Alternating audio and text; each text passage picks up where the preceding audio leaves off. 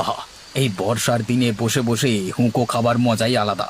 বাইরে ঠান্ডা আবহাওয়া, আমার হাতে হুঁকো। কতদিন পর এরকম পরিস্থিতির সৃষ্টি হয়েছে। তুমি এখানে বসে বসে হুঁকো খাচ্ছ? রান্নাঘরে কি কাণ্ড হয়েছে জানো? আবার কি হলো গো? রান্নাঘরে একটা ইঁদুর মরেছে।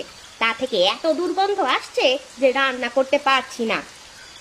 আচ্ছা বাবা, আমি কালকেই ওটার ব্যবস্থা করছি। পানা পুকুরের ধারে ফেলে দিয়ে আসবো, কেমন? হ্যাঁ, কালকেই ওটাকে ফেলে দিয়ে আসবে। হ্যাঁ গিন্নি, কালই যাবো। তোমার ছোট ভাইকে বোকা বানিয়ে তো বেশ ভালোই সম্পত্তি নিয়ে নিয়েছো। তার বলতে, বাবার সম্পত্তির বেশিরভাগটাই তো আমার কাছে। 1 বিঘা চাষের জমি আমার, আর ওকে দিয়েছি ওই ছোট পানা পুকুরটা। ওই পানা